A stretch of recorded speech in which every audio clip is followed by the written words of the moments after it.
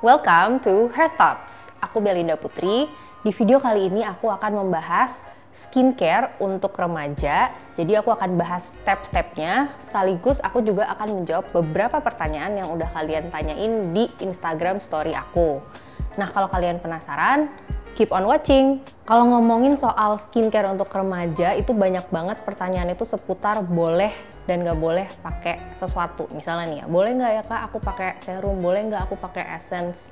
Sebelum aku jawab itu semua, aku pengen sharing dulu nih. Kan aku pernah nih remaja, sekarang aku udah 25, tapi dulu waktu umur aku 13, 12 awal aku puber, itu skincare yang aku pakai cuman sabun muka aja. Waktu kelas 6 SD sampai SMP kelas 3. Terus waktu SMA, tiba-tiba tuh di daerah dahi aku muncul beruntusan. Terus aku mulai concern nih, aku mulai sedikit panik. Gimana ya diapain ya? Karena saat itu nggak ada sama sekali pengetahuan tentang skincare. Jadi yang aku lakukan adalah cuman ganti-ganti sabun muka aja. Ya nggak ada hasilnya, nggak berkurang itu beruntusannya. Akhirnya ibu aku ngajak aku ke dokter kulitnya dia. Ketika itu tuh dia bermasalah dengan flek hitam. Jadi dia bawa aku sekalian ke dokter kulit itu, terus si dokter kulit itu meresepkan ke aku obat untuk ngobatin si beruntusan itu. Terus aku inget tuh si dokter itu juga bilang, kalau flek hitam itu ada faktor keturunan, jadi saat itu dia juga suruh aku pakai sunscreen untuk mencegah supaya nanti ketika aku di usia 30-40 itu flek-flek hitam itu nggak muncul gitu. Jadi waktu itu akhirnya setelah dari dokter aku pakai sabun muka, obat untuk beruntusan, dan sunscreen. Disitulah aku mulai mikir soal skincare. Dan kalau sekarang kan banyak banget nih informasi yang tersedia di internet. Aku mau kasih tahu ke kalian supaya kalian gak bingung. Sebenarnya skincare rutin apa sih yang perlu dan step-step apa yang sebenarnya kalau di skip tuh nggak apa-apa. Kalau menurut aku skincare rutin yang perlu untuk remaja itu adalah cleansing, toning, moisturizing, dan kalau pagi itu protecting dengan sunscreen. Tapi di sini aku mau ingetin buat kalian, kalau aku tuh di sini bukan lagi nyuruh kalian untuk pakai skincare. Jadi kalau misalnya kalian ngerasa kulit aku baik-baik aja, aku udah puber tapi kulit aku baik-baik aja, kayaknya aku nggak perlu skincare deh. Ya udah nggak apa-apa. Tapi kalau untuk kalian yang ngerasa, oh iya nih, aku udah perlu deh ngerawat kulit aku di sini untuk membantu kalian, untuk kasih tahu kalian step-step apa sih yang perlu dan juga menjawab pertanyaan-pertanyaan kalian soal skincare yang kalian bingung supaya kalian gak bingung lagi. Step pertama adalah cleansing atau membersihkan wajah. Nah ini tuh step yang kita lakukan pagi dan malam hari. Pagi hari karena pas malam itu ada debu yang nempel di kulit kita dari sarung bantal, terus juga produksi minyak dari kulit kita yang nantinya kalau misalnya bercampur dengan kotoran yang ada di selimut atau bantal kita itu nanti bisa nyumbat pori dan jadi jerawat. Makanya pagi-pagi itu tetap bersihin muka. Malam, karena setelah kita beraktivitas kita perlu untuk bersihin muka supaya kotoran-kotoran yang tadinya nempel itu semuanya bersih. Nah, face cleanser itu kan jenisnya macam-macam. Aku yakin banyak dari kalian yang udah tahu juga sih ya soal sabun muka atau pembersih muka ini jenisnya apa aja. Nah, kalau aku karena kulit aku itu cenderung berminyak, kombinasi berminyak, jadi aku selalu pakai pembersih itu yang teksturnya gel. Oh iya, kalau soal cleanser, ada juga pertanyaan nih yang aku dapet nih. Kan aku pakai sunscreen, aku tuh nggak tahu kak sunscreen itu waterproof atau enggak, takutnya kalau dicucinya pakai sabun muka doang belum bersih. Nah kalau kalian ngerasa pakai sabun muka aja belum bersih, kalian bisa pakai makeup cleanser dulu yang bentuknya bisa oil atau milk cleanser. Nah kalau yang aku mau tunjukin di sini, dia ini adalah cleanser, bentuknya gel, tapi dia bisa jadi first cleanser, bisa jadi second cleanser. Kalau jadi first cleanser, kalian pakeinnya langsung di kulit yang kering. Tapi kalau jadi second cleanser, kalian campurin pakai air, dibusain baru ke muka. Nih bisa nih.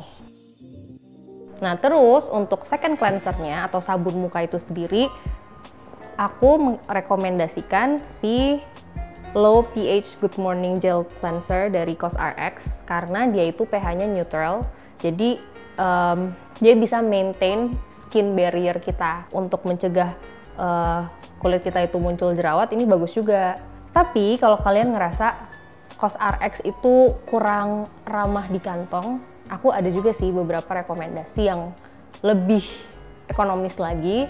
Itu ada dari Emina, namanya Emina Dot Burst, sama Wardah yang aloe vera facial wash. Sebelum aku lanjut ke step yang selanjutnya yaitu toning, aku mau jawab satu pertanyaan dulu. Ini ada pertanyaan dari Reviana. Gimana sih caranya biar nggak takut pakai skincare? Karena skincare kan cocok-cocokan, Kak. Iya benar, skincare itu cocok-cocokan.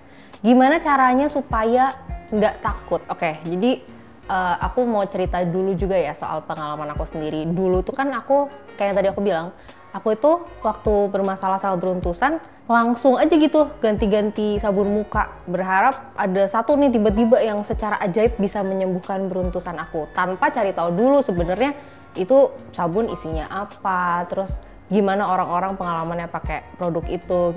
Sekarang kan keadaannya beda nih. Kalian tuh cukup beruntung karena informasi itu banyak sekali soal skincare products. Jadi caranya adalah kalian harus cari tahu, harus sebelum memutuskan untuk membeli dan mencoba suatu produk tuh kalian research dulu dari review-review orang-orang. Terus kalian juga pay attention di isi produk itu. Kan aku nih udah sering bilang nih ya, produk-produk yang gentle itu kandungannya apa, terus yang potentially irritating itu seperti apa, itu bisa dicatat tuh. Terus habis itu bisa kalian jadiin referensi ketika mau coba suatu produk. Karena skincare itu cocok-cocokan, harus dicoba dulu.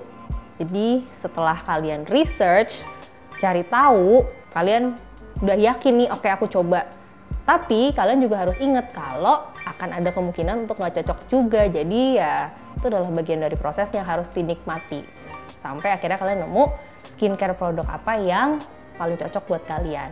Step kedua adalah toning. Step ini tuh sebenarnya cukup banyak diperdebatkan apakah perlu atau enggak. Karena sebenarnya fungsi toner itu sendiri adalah untuk menyiapkan kulit kita menerima atau menyerap step-step skincare selanjutnya. Karena cleanser itu kan ada yang pH-nya itu nggak neutral. Jadi ideally itu harus kita balikin dulu ke pH yang neutral kulit kita supaya nanti pakai skincare selanjutnya itu lebih optimal efeknya gitu kan. Kalau si cleanser yang tadi aku sebutin itu tuh si COSRX itu kan pH-nya neutral. Jadi sebenarnya kalaupun kalian nggak lanjut ke toning itu sebenarnya theoretically itu sebenarnya nggak apa-apa. Cuman kalau aku, karena aku juga mempertimbangkan dan sangat menghargai rekomendasi dokter kulit dan dia bilang toner itu penting, akhirnya aku pakai step toner untuk make sure kulit aku itu menerima step-step skincare selanjutnya itu lebih optimal. Nah, toner yang aku rekomendasikan dan di aku tuh emang udah terbukti cocok itu adalah Dear Klairs Supple Preparation Unscented Toner. Tonernya Dear Klairs ini tuh toner yang hydrating. Dia itu isinya itu banyak humectants. Kalau humectant, kalian belum tahu humectant itu adalah fungsinya menarik air ke dalam kulit kita. Jadi kulit kita tuh terhidrasi. Nah, si tonernya Dear Klairs yang unscented ini sesuai namanya, dia tuh nggak ada fragrance-nya, nggak ada wanginya. Dia juga nggak ada plant extracts atau plant oils yang berpotensi mengiritasi. Jadi ini tuh cocok untuk semua jenis kulit, bahkan yang kulit yang sensitif sekalipun. Cara pakainya itu tinggal dituangin sedikit ke telapak tangan kalian, habis itu kalian pet-pet ke muka, ke seluruh muka. Dan kalau kurang lembab bisa ulang lagi, jadi satu kali lagi. Biasanya kalau aku sih satu kali udah cukup. Cuman kalau untuk yang kulitnya kering banget bisa 2 kali. Kalau toner ini menurut kalian terlalu pricey, meskipun kalau menurut aku ya, ini tuh isinya kan 180 ml. Cukup ekonomis lah, lama kan habisnya. Tapi kalau kalian ngerasa, berat Kak untuk beli yang harganya segitu. Ada juga Hada Labo, ini andalan banget. Hada Labo Gokujun ini. Dia juga ada yang versi yang light, yang lebih ringan. Kalau ini kan warna oranye tulisannya. Kalau yang light itu warna hijau. Nah itu bagus untuk kulit yang cenderung berminyak. Kalau yang ini bagus untuk kulit yang kering.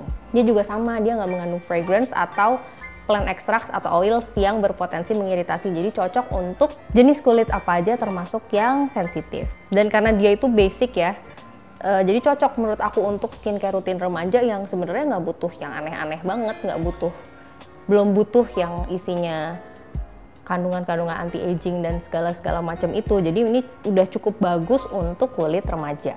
Nah, karena lagi ngomongin toner, sekalian nih aku mau jawab soal exfoliating toner. Remaja tuh perlu nggak sih pakai exfoliating toner? Perlu atau enggak itu tergantung ke kondisi kulit dan kebutuhan kita, ya kan? Cuman exfoliating toner itu kan memang sesuatu yang cukup tricky. Dan sekarang yang aku lagi jelasin adalah skincare rutin yang basic, yang memang perlu dan dianjurkan gitu loh. Meskipun memang nggak wajib, tapi yang dianjurkan. Kalau exfoliating toner itu adalah step ekstra. Jadi itu harus bener-bener kalian make sure kalian tuh paham sebelum kalian coba itu gitu loh. Kayak aku aja dulu waktu bermasalah dengan beruntusan itu, aku baru yakin karena aku sudah konsultasi dulu sama dokter. Jadi kalau misalnya untuk step yang ekstra itu lebih baik kalian konsultasiin dulu. Karena kan kita nggak bisa tahu nih, misalnya kita lihat kondisi kulit kita sendiri, terus self-diagnose, oh kayaknya aku perlu exfoliating. Sementara pengalaman kalian dengan skincare juga belum banyak gitu. Produk-produk skincare yang kalian coba juga belum banyak. Jadi kan ketika menentukan, jadi riskan banget nih. Judgement kalian itu tepat atau enggak. Makanya kenapa toner yang aku jelasin tadi di skincare rutin yang basic dan perlu ini adalah yang hydrating, bukan yang exfoliating. Produk hydrating toner selain yang tadi aku sebutin itu si Dear Klairs dan Hada Labo, ada juga ini dari, sebenarnya aku nggak tahu nih cara ngomongnya gimana. Ini tulisannya Cezanne. Dia nama produknya adalah Skin Conditioner High Moist. Botolnya warna pink dan ini tuh ukurannya 500 ml. Kenapa aku suka dan merekomen ini? Karena dia bisa jadi toner, bisa jadi essence juga, dan bisa juga jadi untuk kalian buat DIY sheet mask. Jadi kalian beli ini tuh menurut aku ekonomis, karena kan concern kalian adalah sering gak ada budget kak kalau skincare macam-macam. Nah ini tuh bisa 3 in 1, jadi menurut aku ini ekonomis dan recommended. Dan karena dia itu juga nggak mengandung bahan-bahan yang berpotensi mengiritasi dan cukup menghidrasi menurut pengalaman aku sendiri. Jadi aku berani merekomendasikan ini ke kalian. Kalau pakai sebagai toner, caranya adalah bisa langsung pakai tangan kayak yang tadi Dear Klairs. Cuman karena dia itu kan teksturnya air banget nih. Jadi aku lebih suka sih pakai dia menggunakan kapas. Jadi dituangin ke kapas sampai kapasnya benar-benar basah. Habis itu diusap ke seluruh muka. Habis itu setelah udah lumayan kering, aku tuangin ke tangan. Habis itu aku tap-tap ke muka. Jadi itu ketika dia jadi the next hydrating toner kayak pre-essence, semi-essence gitu. Nah terus kalau misalnya jadi DIY sheet mask, kalian beli kapsul sheet mask itu yang suka ada di Miniso itu, terus direndam, udah deh jadi sheet mask. Setelah toning, step selanjutnya adalah moisturizing. Nah moisturizing ini, untuk step moisturizing ini juga yang kayak aku yakin kalian juga tahu ada beberapa jenis pelembab. Dari teksturnya, fungsinya, ada pelembab yang humectant, biasanya bentuknya lebih ke gel, dia fungsinya adalah untuk narik air ke dalam kulit kita. Ada juga yang jenisnya emollient atau occlusive, itu adalah untuk membuat tekstur kulit lebih bagus dan juga nge-trap atau nahan hidrasi itu supaya tidak keluar dari kulit kita.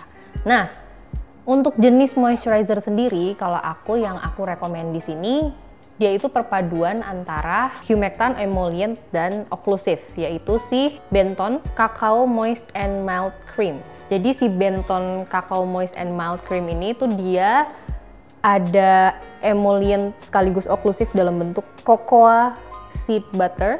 Terus dia juga ada humectantnya si glycerin dan pentylen glycol dan sodium hyaluronate. Jadi lumayan all-rounder. Dia juga ada Madecassoside, itu bagus untuk kulit yang irritated. Dia juga bisa melengkapi step yang sebelumnya. Kan tadi toner kita tuh hydrating.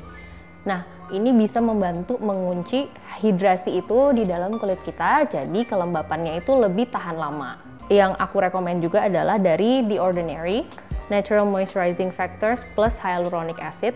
Dia juga termasuk moisturizer yang cukup all-rounder, meskipun tetap lebih ke humectant fungsinya, cuman juga banyak ingredients lain yang bisa mengunci hidrasi di dalam produk ini. Jadi si dua produk ini menurut aku recommended. Kenapa sih kita perlu make sure kulit kita tuh lembab? Karena sebenarnya nih ya, masalah-masalah kulit itu problem yang mendasarnya itu biasanya dua itu, karena tidak cukup bersih dan tidak cukup lembab. Nah, sementara kalau udah bersih dan lembab, kemungkinan kena masalah kulit itu jadi terminimalisir. Pelembab itu fungsinya bukan bikin kulit itu jadi minyakan, ngerti nggak sih? Kadang-kadang tuh pelembab itu diasosiasikan dengan kulit yang minyakan, terus lengket. Pelembab itu nggak seperti itu, karena pelembab yang kayak aku jelasin tadi, ada yang humectant, emollient, dan occlusive, itu fungsinya macam-macam. Kalau kalian kulitnya berminyak, bisa jadi itu karena kurang air, kadar air di dalam kulit kalian. Jadi perlu pelembab yang hydrating, yang humectant sifatnya. Hidrasi itu juga lebih baik itu untuk dikunci supaya dia nggak keluar. Menguncinya pakai apa? Pelembab yang jenisnya emollient. Makanya menurut aku pelembab itu penting, karena jenis kulit apapun tetap perlu yang namanya kelembapan kulit. Sebelum ke step yang protecting, aku mau jawab pertanyaan. Ini ada dari Lisna Yulia. Pertanyaannya, remaja boleh nggak sih pakai krim yang katanya dari dokter tapi diperjualbelikan secara online dan emang instan sekali putihnya? Kalau kalian datang nih ke aku nanya, Kak boleh nggak ya aku pakai dokter ini nih Kak, aku lihat nih dari online. Aku akan tanya dulu, kalian udah pernah lihat belum dokter itu? Kalian ketemu langsung nggak sama dokter itu? Kalau enggak, menurut aku lebih baik jangan. Karena aku juga nggak bisa memastikan itu dokter benar atau bukan, dan aku juga nggak bisa menggaranti kalau itu aman. Jadi aku nggak bisa bilang itu recommended atau kalau silakan coba aja. Enggak, karena aku sendiri aku akan merasa aman dan merasa yakin untuk coba kalau aku udah ketemu sendiri tuh sama dokternya dan aku tahu dia dokter beneran, baru aku percaya. Aku lebih rekomen kalian untuk datang ke dokter beneran, konsul ke dokter beneran, dan kalian tahu dia bener-bener dokter, baru pakai produk dari si dokter itu. Tapi kalau yang dokter gak jelas apa dari online, menurut aku sih jangan lah ya. Nah, step yang selanjutnya yang mau aku jelasin adalah step protecting. Dia ini adalah di pagi hari. Protecting itu pakai sunscreen. Dan kenapa perlu? Karena efek buruk dari sinar matahari itu bukan cuma di flek hitam aja, tapi penuaan dini itu efeknya bisa macam-macam. Bisa kulit kusam, terus kering, dan yang perlu diperhatiin lagi adalah efek buruknya sinar matahari itu tuh nggak langsung. Jadi bukannya kalian panas-panasan sekarang, besoknya langsung muncul flek hitam, atau minggu depannya langsung muncul flek hitam. Enggak, dia itu sangat akumulatif efeknya. Jadi nanti kalian baru bisa lihat tuh bertahun-tahun kemudian, dan biasanya kalau udah bertahun-tahun kemudian kayak ibu aku tuh yang udah seusia ibu aku itu akan jadi sangat susah sekali untuk menghilangkannya. Makanya kenapa si sunscreen ini aku masukin di step basic skincare rutin untuk remaja, karena fungsinya adalah untuk pencegahan. Sunscreen yang aku rekomendasiin itu yang sebenarnya sekarang lagi aku pakai itu Vautrepo. Dia itu SPF-nya 50, tapi teksturnya itu sangat-sangat ringan, dan dia juga nggak ada wanginya, karena kan biasanya tuh sunscreen tuh wanginya aneh kan, nggak enak. Dia itu nggak ada, dan sama sekali nggak ninggalin white cast. Terus ada juga sunscreen yang sering juga aku rekomendasiin itu dari Skin Aqua. Ini yang aku bawa sekarang, Skin Aqua UV Moisture Gel, ini yang SPF 30. Sebenarnya ini kemasan yang lama, kalau kalian lihat di kemasan yang baru tuh udah nggak kayak gini. Untuk negara kita nih yang iklimnya tropis dan mataharinya lumayan kenceng, itu minimal tuh 30. Jadi apalagi kalau kalian sering beraktivitas di luar ruangan, kan kalau anak sekolah kan mau nggak mau pasti ada acara yang kena matahari nih ya, itu kalian harus make sure kalian pakai sunscreennya itu yang minimal 30. Jadi 30 atau 50, jadi tidak di bawah itu. Kalau di bawah itu kalian upgrade jadi yang minimal SPF 30. Selain masalah-masalah kulit yang kayak tadi aku sebutin tuh flek hitam, kering, penuaan dini dengan keriput dan lain-lain itu, tapi juga untuk mencegah kanker kulit. Itu lebih serem kan? Jadi memang penggunaan sunscreen ini tuh menurut aku menjadi sangat penting karena alasan kesehatan juga. Nah, itu tadi step-step skincare rutin untuk remaja. Semoga videonya tadi membantu, dan kalau kalian masih punya pertanyaan, boleh silahkan kalian tulis di komen. Jangan lupa like videonya, share, dan subscribe ke channel Beauty Journal Sociola. Dan turn on notification supaya kalian gak ketinggalan video-video terbaru dari Beauty Journal. Thank you for watching and I will see you on the next video. Bye-bye!